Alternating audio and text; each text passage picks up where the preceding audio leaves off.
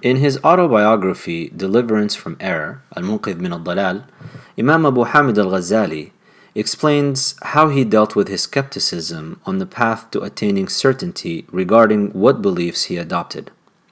He mastered the tenets of the major intellectual movements of his time and authored books in each, garnering the praises of figures within these movements for how Imam al-Ghazali not only understood the core issues they were dealing with, but that he had a better grasp on them than their own scholars. Nevertheless, the intellectual activity proved to be insufficient, as it never settled his restless soul.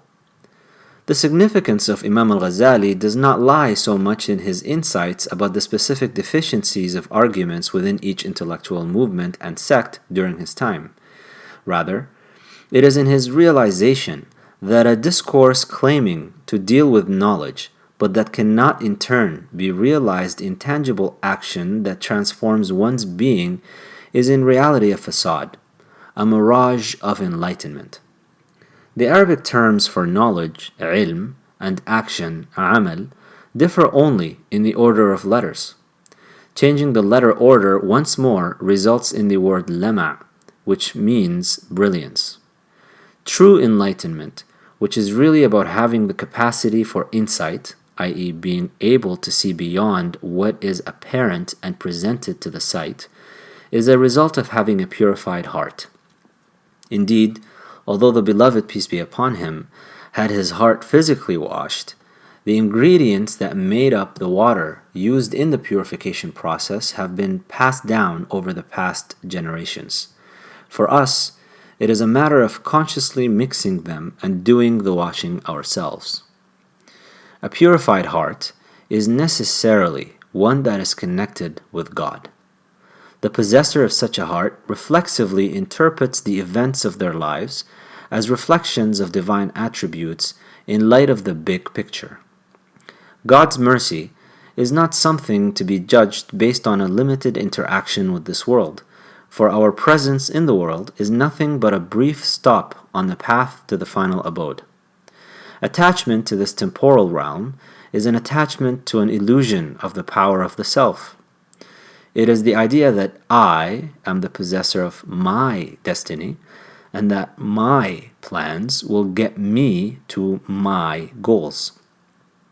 The delusion here lies in the fact that there is no I or me for there to be a my.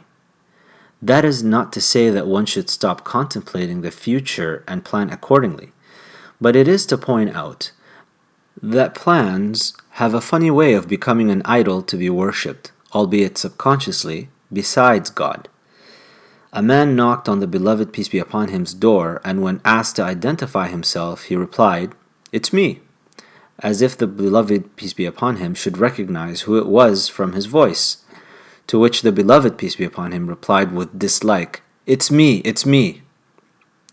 The Beloved, peace be upon him, taught a man who asked about whether he should tie his camel or just have reliance on God, that he should tie it and rely on God. The teaching here is that it is upon one to strive, but it is not upon one to arrive. In other words, you must carry out the means, but do not get attached to them or to their outcomes. Rather, your possession of the camel has nothing to do with your own doing in the real sense of what that would actually entail. You have no power to sustain your own contingent and temporal existence, let alone possess any power of your own to bring another's existence to be subjugated to yours. Among the invocations recited during the morning and evening litanies practiced and transmitted from the Beloved, peace be upon him, is one stating, "O God, I seek from you a surprise that is good, and I seek refuge with you from a surprise that is bad." Plans are our means to create an orderly life to minimize anxiety about the unknown. Plans can give a false sense of certainty about how life will unfold. It is a feeling of being awake when in reality we have gone to sleep. This is evident in the way many of us react when things do not go according to plan. Like the one who gets suddenly awoken in the middle of the night, we become upset and lash out due to having our imagined state of comfort disrupted, even if the person we get upset with has nothing to do with the disruption aside from being the means through which we experience it. Our perception of the quality of surprises being good or bad is limited to our experience of the world. We heedlessly wonder about how we could reconcile God's love and mercy with circumstances that we feel are bad, rather than wonder about our own perception's validity in relation to the big picture. Whether what we go through life happens to be good or bad is a judgment that we cannot make until we actually go through life. Aristotle viewed that happiness can only be ascertained after one reaches the conclusion of their life and assesses the sum total. The Quran states that real life, where such a judgment about happiness can be made, is in the final abode. Our existence in this world is merely a preparation. It states in the Quran in chapter 57 verses 22 to 23 that no calamity befalls on the earth nor in your own selves except that it was written before it was brought into existence. Surely that is easy for God. This is so that you may not grieve for what has escaped you, nor be exultant at what He has given you.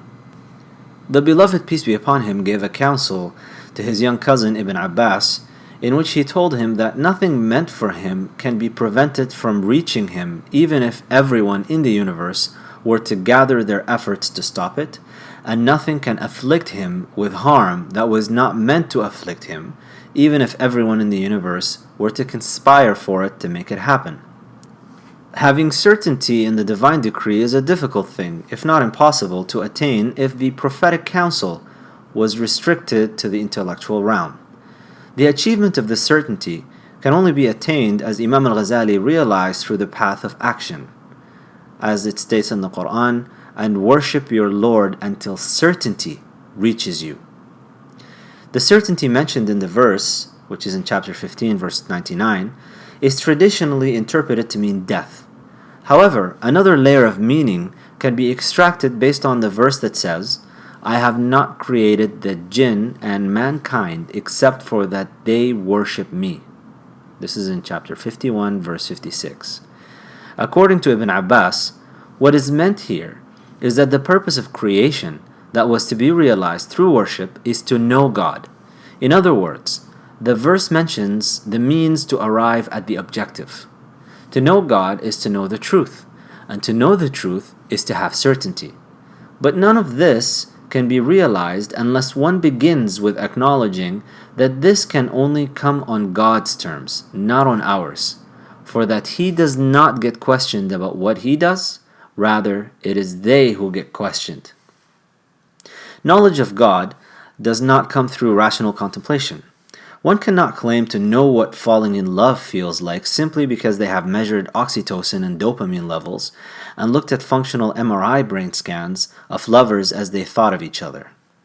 The non-rational experience of love is the only way to know what love is like. Only those in love can comprehend what Jane Austen meant by saying, if I loved you less, I might be able to talk about it more. Or better yet, only those who are enamored in love can understand what Qais ibn Mulawah meant when he said, I kiss the dirt that your foot walks upon, O Layla. If it were not for you, I would not be called the afflicted one. My kissing of the dirt is not out of love for the ground. It is out of love for the one who stepped upon that dirt. I went insane because of her and have become a lover who enjoys through her the experience of pain. Whoever tastes, they shall know, and whoever knows, they shall indulge. One of the past Muslim sages said, the ignorant of God is one who wakes up wondering what they will do that day. The knower of God is one who wakes up wondering what God will do with them. This statement is a reflection upon a hadith related by the beloved, peace be upon him, in which God says, in part of it, when I love my servant, I will be the ears with which they hear, the eyes with which they see, the hand with which they strike, and the leg with which they walk. When one sees everything and every event as a sign meant to direct them to God, nothing will seem out of place. Much of the spiritual crises and doubts many experience can be attributed to the lack of personal investment and engagement in the actions prescribed by the lawgiver.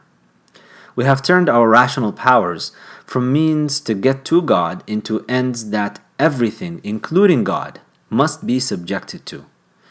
We live in a time when everything in Islam that deals with action is being explained away in a fashion that facilitates inaction.